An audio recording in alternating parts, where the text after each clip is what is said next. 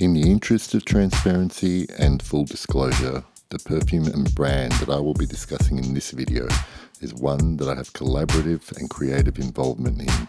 Naturally, I will be reviewing these in positive terms because part of my role was to evaluate and provide feedback on perfumes good enough to be part of MISKEO's inaugural launch.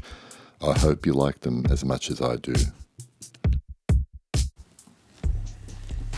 Hey everybody, welcome back. Today's video is brought to you by the fourth and final release for the initial launch of MISKEO Parfums, and I'm very proud to be talking to you about Pistil.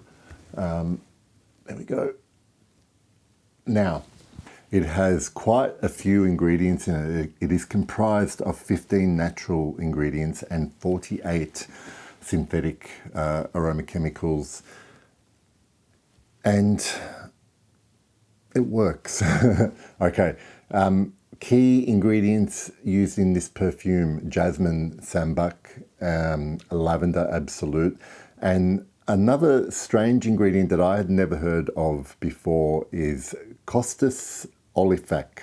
I hope I've got that pronunciation right. And supposedly that can give off a little bit of a wet dog vibe, and I know that's sounding incredibly attractive to everyone right now, but whatever it's doing in this perfume, it's working.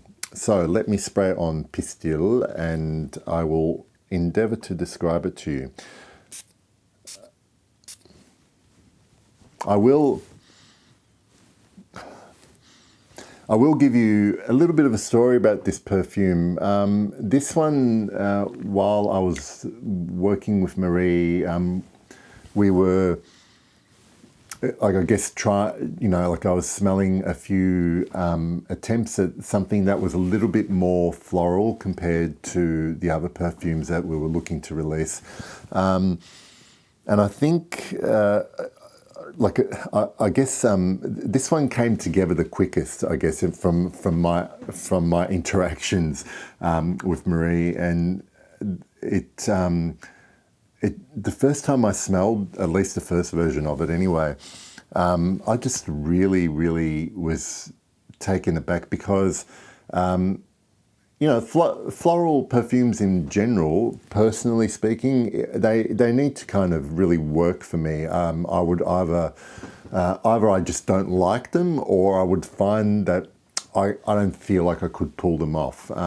Now, yes, there is definitely jasmine in here. There's a few other florals that I smell here, but interestingly enough, what I do pick up a lot of in the beginning of this perfume in particular is this really lovely tobacco-y hay accord. Now, that could be coming from other things, and I'm not even sure there is hay in here. There could be. I honestly don't know off the top of my head what all the ingredients are. But it gives it this lovely dryness that offsets the opulence that jasmine can put out there a little bit. It pulls back sort of the indolic nature of that flower. And also what I pick up as well is this slightly powdery, I'm very conscious of using the word powdery here. It along with that hay accord that I can smell, it's kind of like a little dusty violet accord as well.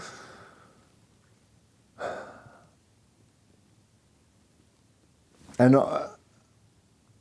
as it dries down, it gets slightly woody. It gets slightly green. It remains floral. I want to say that the general floral nature of this particular perfume doesn't highlight any particular flower here.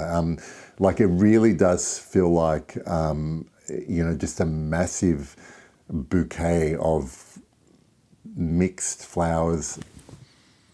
And because of those other notes playing with those florals, it is absolutely like one that is straight down the line unisex. I mean, if you're a guy in particular that maybe is a little bit off-put by anything that appears or to floral a perfume, it's definitely worth a try because there is some aromatics here as well. I mean, even though lavender is in here, lavender doesn't stand out. I think what lavender is contributing to here is probably that kind of drier, aromatic, probably accentuating the hay as well. And as for the Costas ingredient that supposedly smells like wet dog, I think what it's doing in this perfume, or what it's contributing to in this perfume, is counteracting those dry accords by giving it a little bit of dampness, I guess.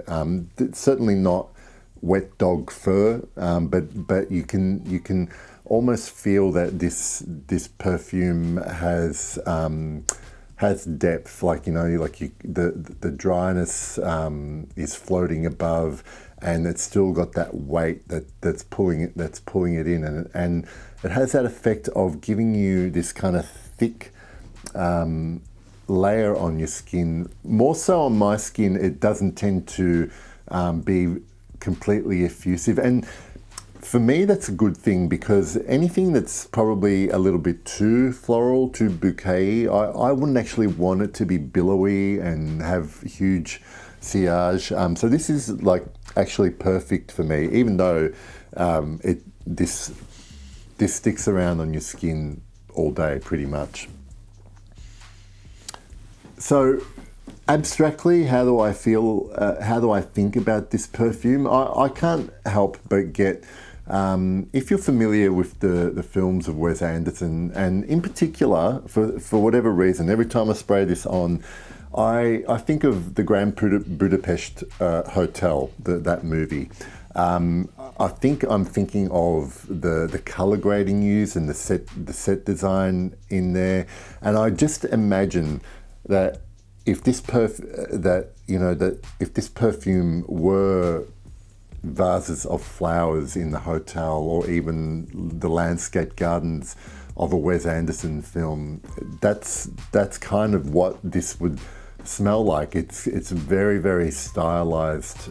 It's a very, very stylized floral perfume. So it's a little bit abstract because it doesn't really smell like anything that you would find in nature, but certainly recognizable. It's almost got a little bit of attitude about it, like I know what I am, but I don't care what you think of me, that kind of thing. I don't know. It's really beautiful. Like, if I'm trying to be really simple about it, it's just a really beautiful perfume that really balances refinement and a little bit of wildness at the same time. It's got this kind of duality going on about it. Maybe that's what I'm thinking of with that kind of sort of wilder bottom and the drier, more refined floral top. Yeah, that's Pistil. That's the fourth and final perfume of this video series for MISKEO Parfums. I hope that I have at least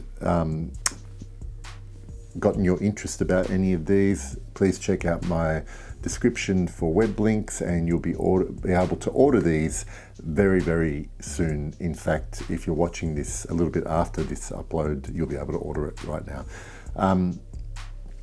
Thanks again for your support and watching, and I'll see you all soon for another review. Bye.